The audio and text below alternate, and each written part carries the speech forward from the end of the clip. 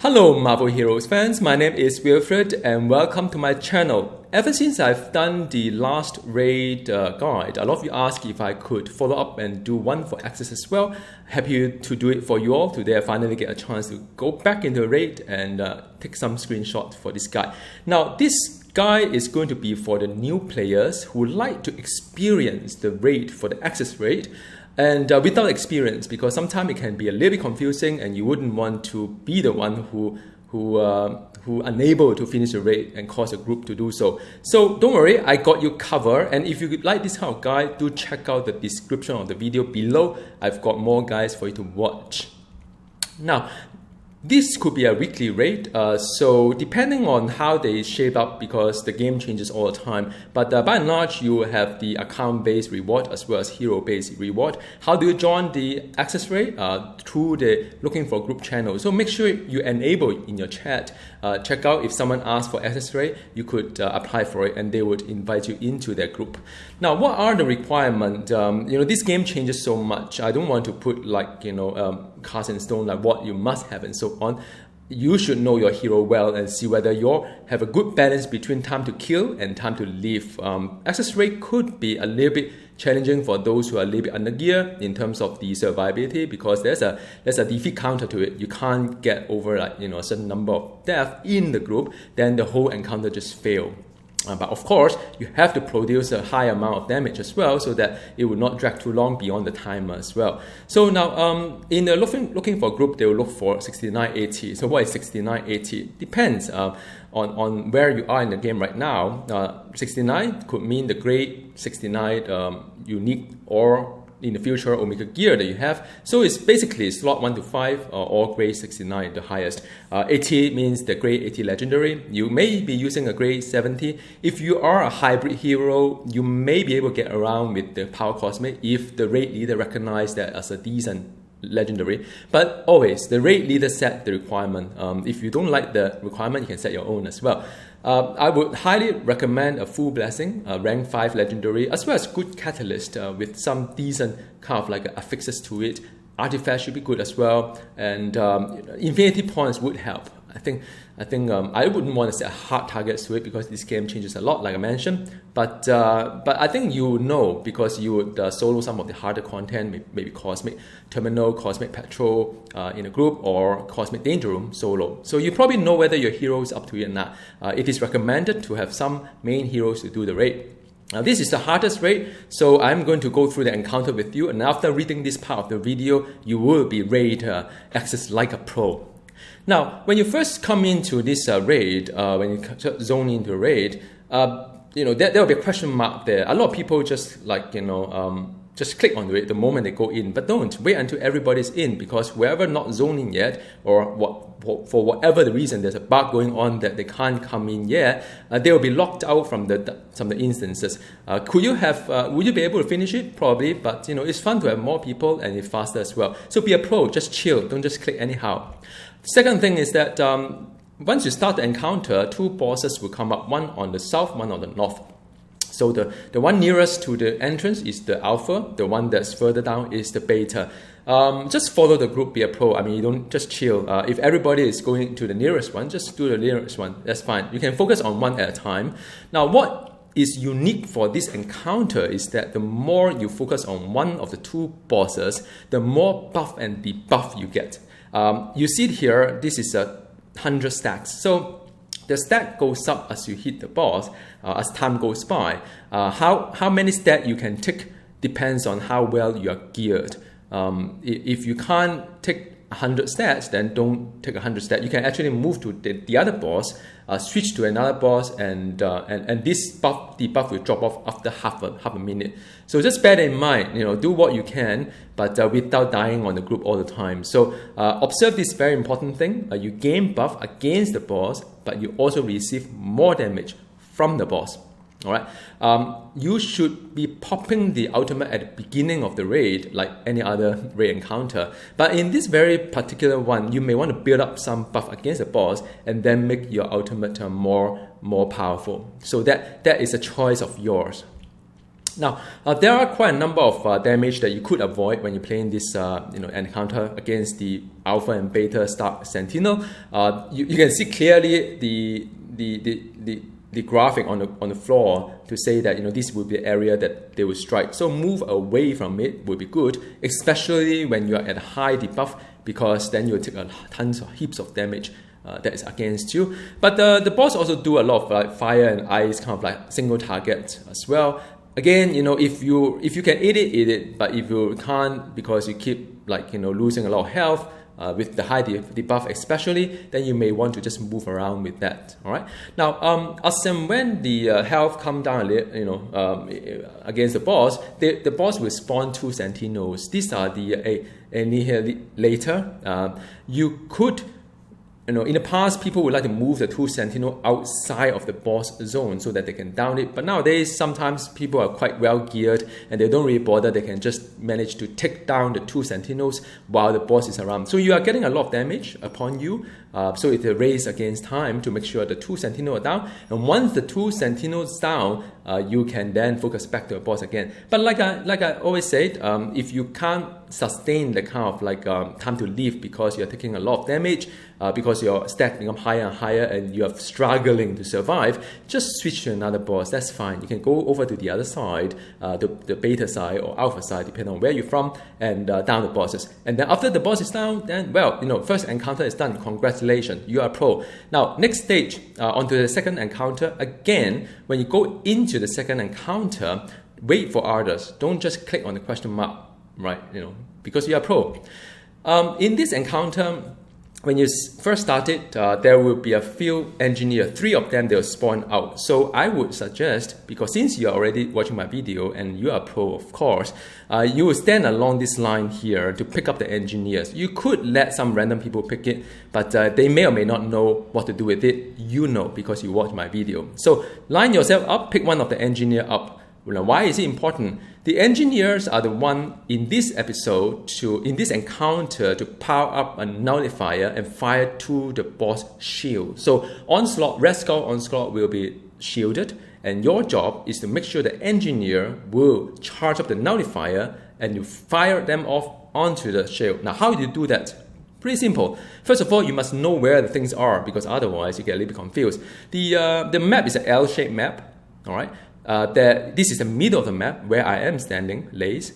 There will be one nullifier on the far side, left side, one in the middle, and one on the right side. So one platform has 2, the other platform has 1. Split the people accordingly. Now, if you are carrying the engineer, so you watch whether there's an engineer on your back or not. Some people just get blur and they sort of what's up, and we're like, oh, waiting, hey, come on, man, get there. So if you are carrying a engineer, make sure he get to one of these points here and start charging the nullifier. All right, so very important. Move into position. If you are not carrying the engineer at the beginning of the encounter, make sure you spread out and down any mobs that's hitting against the engineer. Now, how does this encounter work? Is you have to pay attention to what is on the top of the UI. Now, many people kind of ignore it and make a mess out of the whole encounter. It's very obvious that you are not reading what's up there. So be a pro, read what's up there. Now, the first one is defeat counter. When this is 30 over 30 means that no one get defeated. 0 over 30 means that it died too many times and the whole encounter failed. Then you have 3 things here. Remember, I said nullify, you have the one in the middle, one on the left, one on the right. So they point you to the right direction already. The spanner that's yellow with the bar means that there's no engineer at that station. So move the engineer there. And the 5% means that the nullifier charge up kind of rate. So when it hit 100%, it'll be green. Right? This 100% is a shield HP, so the shield has a health point to it. When this becomes 0, then you win this encounter. Of course, there's a timer there. You must do it within 10 minutes. All right. So it is very important to observe this UR is that you don't anyhow click on anything on the nullifier unless all 3 of them are 100%. Right. So you have to wait until all 3 of them are charged up. They may not charge up at the same rate because some may be interrupted by the mobs that's spawning around the engineers, and you will see the rate go up and down. So now, to help you understand this whole thing work, let's do some quiz here. You see 70%, you see green and green. Shall we click onto this one? The answer is no, because the moment you click on this one, you are not using the full power against the boss, and it doesn't work. You have to wait for another cycle to get everybody 100% to do it. Second quiz, when you see the green one here, green one here, green here, one here, what should you do? Should you just sit back and enjoy? No, go in and click the thing, because you never know whether people are clicking or not. It is best that you take the fate at your own hand. So congratulations, you have passed the second encounter because you've watched this video. Now on to the third one. So on the third one is that important, you only enter the portal when everybody is in. Again, the moment you enter a portal here, the white one here, then the encounter will start.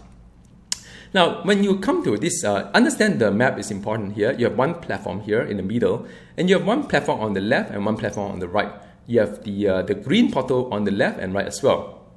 So how it works is that as a group, you can enter, everybody crowd around the center, or you can spread out across. I'll tell you a little bit later why spreading out is important, because for the cross platform, there's actually a buff if the boss is targeting the opposite platform. So something that if you spread it nicely, you actually gain more buff against the boss.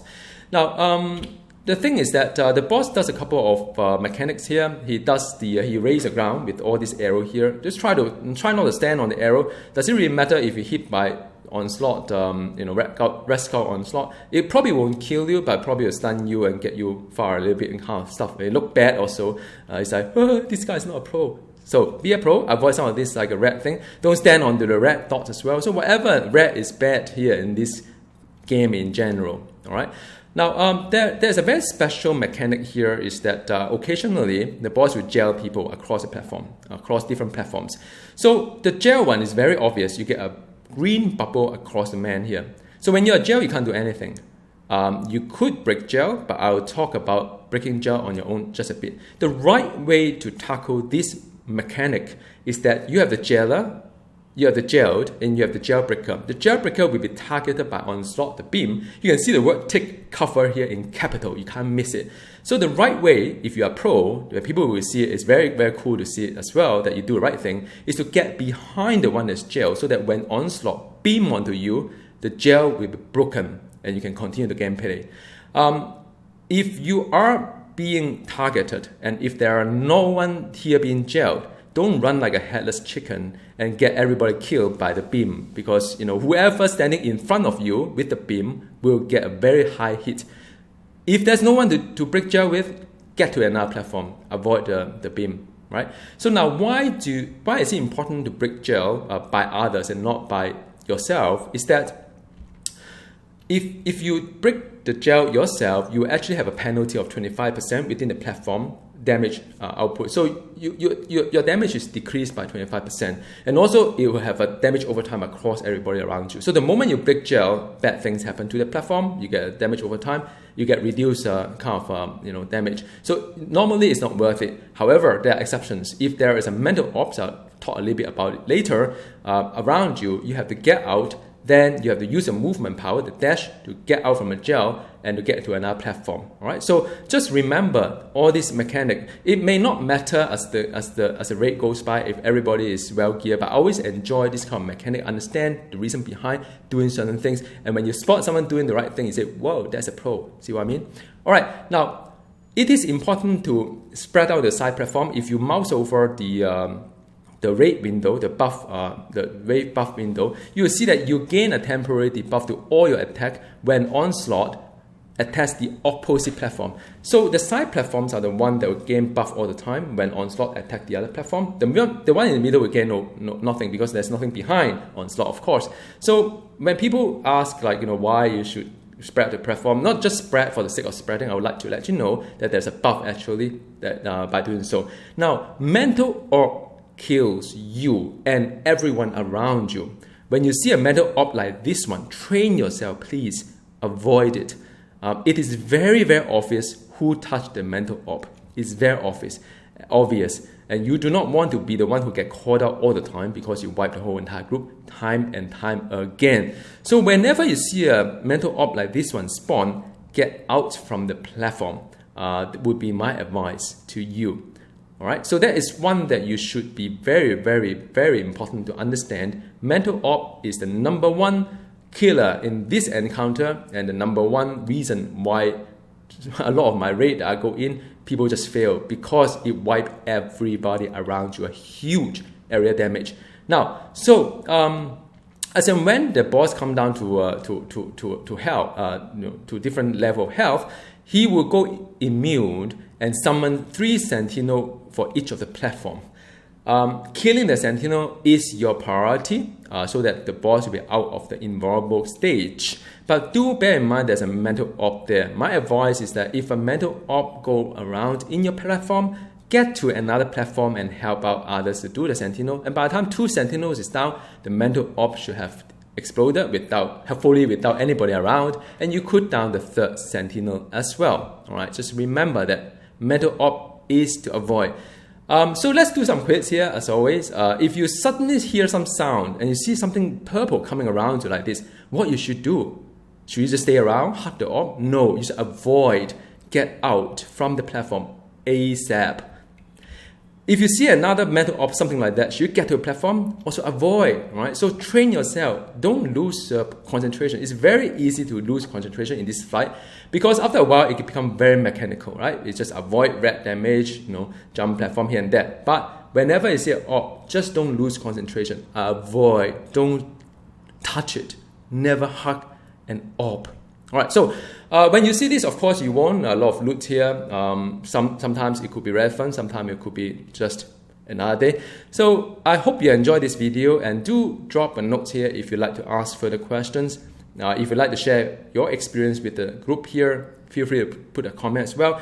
As I said before, if you find this guide useful, check out the link at the description of the video. I have plenty of guides there. I organize it up. I'll do update time and time again. Thank you for watching, and goodbye.